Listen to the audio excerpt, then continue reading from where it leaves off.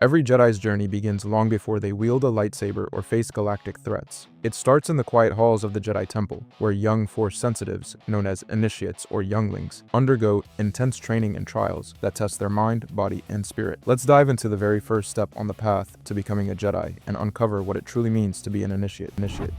The Jedi journey always begins the same way, as an initiate, more commonly known as a youngling. These are the Force-sensitive children discovered early on by measuring their midi-chlorian counts, basically, the Jedi's biological litmus test for potential. Once identified, these kids are brought to the Jedi Temple on Coruscant, where their true training begins, not as lone prodigies, but as part of a disciplined collective. Training at this stage is intense, even if it looks innocent on the surface. Younglings learn the basics of the Force, the core philosophy of the Jedi Code, and fundamental lightsaber skills, all under the watchful eyes of experienced Jedi Masters like Yoda. The lessons weave together physical discipline and spiritual growth, designed to ground these children in the principles they'll need to survive and thrive in the galaxy's chaos. One of the most important rites for an initiate is the Gathering, where they hunt for their kyber crystals on the icy planet Ilum. This isn't just a scavenger hunt, it's a deep spiritual test.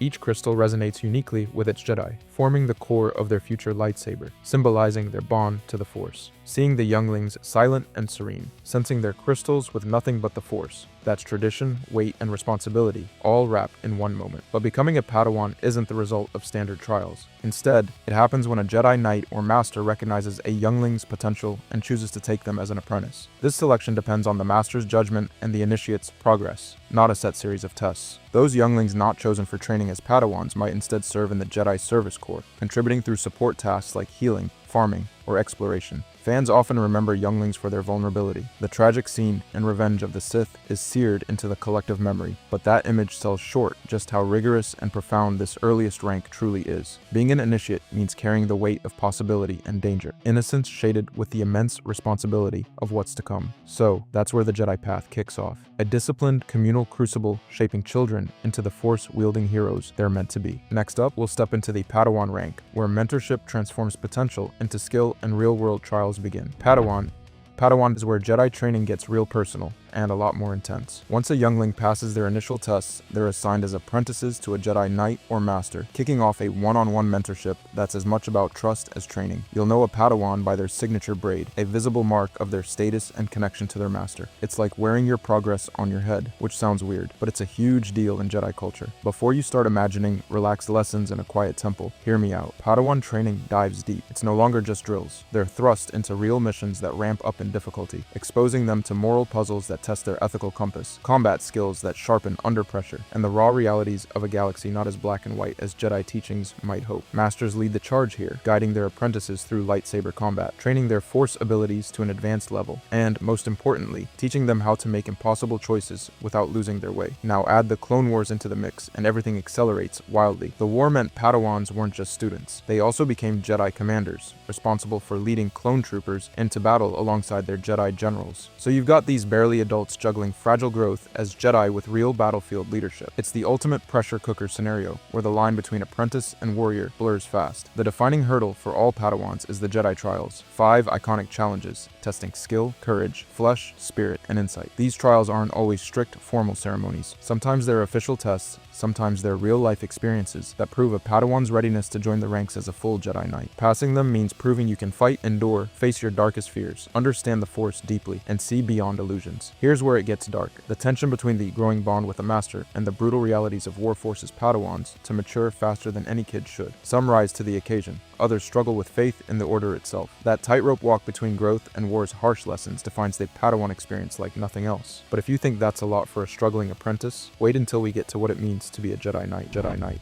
The Jedi Knight is the functional backbone of the Order, the rank where a Padawan graduates from apprenticeship to full autonomy. Once they pass their Jedi trials, Knights become trusted operatives who take on missions independently, sometimes training their own Padawans. They are the Order's frontline peacekeepers, diplomats, investigators, and often its military generals during wartime. But here's where it gets interesting. Knights must balance active engagement in the galaxy with strict adherence to the Jedi Code and ancient traditions. Before you shrug this off as just a promotion level, hear me out. Unlike the accelerated testing for Padawans, Wars. Progressing from knight to master isn't sealed by a formal trial. Instead, it's earned through sustained merit, the kind that comes when a knight successfully trains a Padawan to knighthood, or shows exceptional dedication and skill over time. The Council's recognition of a knight's growth and leadership is less about ticking boxes and more about trust and accomplishment. On missions, Jedi Knights are expected to be versatile. They mediate conflicts, root out corruption, and investigate disturbances in the Force. In wartime, many become Jedi generals commanding clone troopers, integrating their Force abilities with military strategy. Obi-Wan Kenobi, during the Clone Wars, exemplifies this dual role, precise in lightsaber combat, and a capable leader of troops on the front lines. But Knights are not just warriors. Many serve as diplomats or investigators, using their connection to the Force to solve mysteries or negotiate peace. This multi-dimensional role means Knights are constantly balancing heroism with the Order's ethical codes, something not every Knight manages smoothly. The public image of inspiring heroism often masks these internal struggles and political intrigues bubbling under the surface. There's also plenty of fan debate around the timing and politics of becoming a knight. Anakin Skywalker's knighthood was unusually early and controversial, sparked by war pressures, but complicated by his rapid rise to a council seat without being granted master rank. Some fans see this as a break in tradition that foreshadowed his downfall. Others argue it was the council's politics, not Anakin's capability, that muddied the waters. In short, the Jedi Knight rank represents the transition from student to autonomous guardian. Knights carry the weight of the Order on their shoulders, but remain in the process of growth and prove themselves day by day. They embody the Order's presence across the galaxy, capable, trusted, and yet not quite at the peak of Jedi authority. But if you think being a knight is already complex, wait until we dive into the Jedi Master rank, where leadership, wisdom, and power take on a whole new level of responsibility. Jedi Master. Jedi Master isn't just a fancy title, it's the pinnacle of Jedi achievement, reserved for those who demonstrate deep mastery of the Force, unwavering dedication to the Jedi Code, and proven leadership in teaching and governance. Before you roll your eyes and think it's just about wielding a big lightsaber, I can prove it is much heavier than that. Officially, becoming a Jedi Master means you've completed the toughest spiritual and practical tests. Many have to successfully train their own Padawans to knighthood first, passing the legacy forward, while others earn the rank through decades of exemplary service and wisdom. Masters don't just fight battles, they mold future generations and guide the Order's direction. These masters lead from the front in all aspects: education, managing temple affairs, handling delicate diplomatic missions, and often sitting on the High Council itself. The High Council, the Order's real executive body, is predominantly made up of masters, each with varying term lengths. Being a master means wielding serious influence over life and death decisions throughout the galaxy. Then there's Yoda, who takes mastery to legendary status. With over 800 years of teaching Jedi and wielding the Force, Yoda isn't just a master, he's the ultimate spiritual icon. His small stature and quirky speech hide a near limitless well of wisdom and power accumulated over centuries. Yoda embodies the spiritual weight the rank carries, more than simple combat prowess. But here's where it gets weird, and into fan debate territory. Fans often casually call nearly all powerful Jedi Master, blurring the lines between formal rank and respect. That's why Anakin Skywalker's situation twists things up. Despite being a war hero and given an official seat on the High Council, the Council refused to grant him the rank of Master. That political decision created huge tension and arguably helped push him toward the dark side. The Council's reluctance shows how rank isn't just earned by battlefield success, but tied closely to trust, philosophical alignment, and internal politics. The rank of Jedi Master is a huge burden as much as it is an accomplishment. You're expected to carry centuries of tradition, lead with moral certainty, and be flawless guardians of the Jedi way. Fail those challenges or make mistakes, and you risk dragging the Order down. It's the ultimate trial, not just of skills, but of character. If you think that's heavy, just wait until we break down the actual Jedi Council members and how they juggle power beyond mastery. Jedi Council member.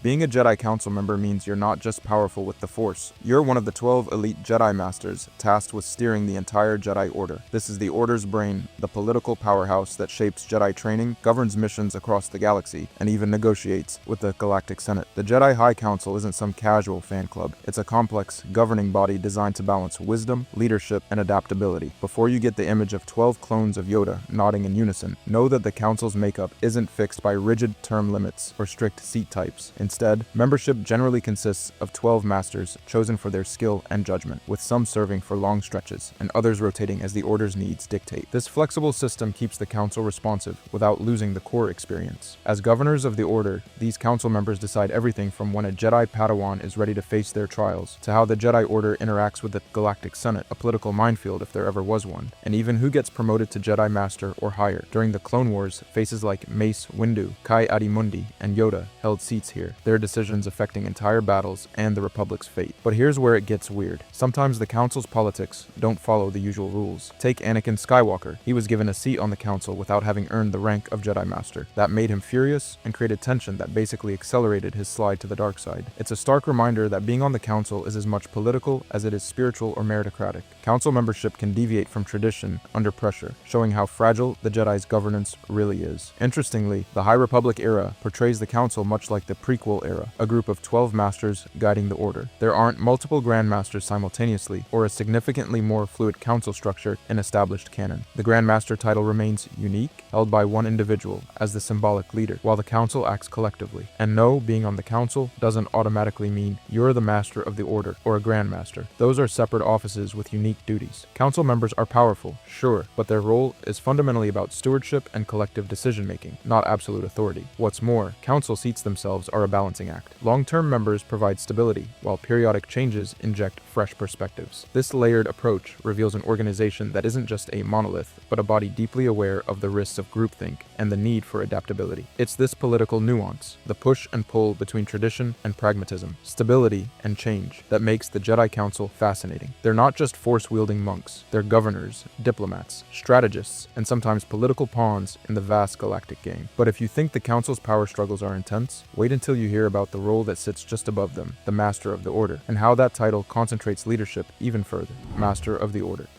The Master of the Order is the Jedi Council's ultimate coordinator, the administrative head who keeps everything running smoothly. This role isn't just ceremonial, it's where politics, strategy, and spiritual guidance crash together. Elected by unanimous vote of the Council, the Master calls meetings, sets agendas, and officially represents the Jedi Order to the Galactic Senate. Basically, they're the heartbeat of the Jedi bureaucracy. Before you think this is just a fancy title, hear me out. The Master of the Order commands near universal trust because they wield real power behind the scenes. They manage Council dynamics, influence mission decisions, and shape the Order's public image. That means juggling Jedi diplomacy, internal power struggles, and galactic politics simultaneously, as if running an office for peacekeepers, diplomats, and literal space wizards. Here's where it gets tricky. The Master of the Order and Grand Master are different titles, though fans often mix them up. The Grand Master is the spiritual beacon, the oldest, wisest Jedi with deep Force connection. Meanwhile, the Master of the Order handles Council administration, but canon lets these roles overlap in rare ways. Yoda was the Grand Master, leading Jedi spiritually and politically during the Clone Wars, yet Mace Windu held the Master of the Order spot, running day-to-day Council business. So when Yoda chairs meetings on screen, you're seeing the spiritual icon, not the Council's administrative boss. This role hasn't been static either. In the High Republic era, multiple Grand Masters ruled spiritually, while one Master of the Order coordinated them politically. This plural leadership contrasts the later Republic, where Yoda was the lone Grand Master. Managing several powerful spiritual leaders made the Master's job more complex, like being a CEO, where the board chairmen are also gurus. No pressure. Despite its importance, the Master of the Order rarely appears in Star Wars media. We mostly catch quick references, council scenes, and scattered lore. That scarcity fuels confusion. Some think it's just another name for a Grand Master or a ceremonial title without real power. Both are wrong. The Master's power is subtle but massive, directing the Order like a conductor leading a complex symphony, spiritual harmony included. And honestly, the fact Yoda was Grand Master but not Master of the Order during the Clone Wars blurs the lines for most fans. This confusion hides how the Jedi really managed their vast, fragile organization on the brink of collapse. If you think juggling dual leadership sounds complicated, wait until you hear about the Grand Master's grand spiritual authority. That's coming next. Grand Master.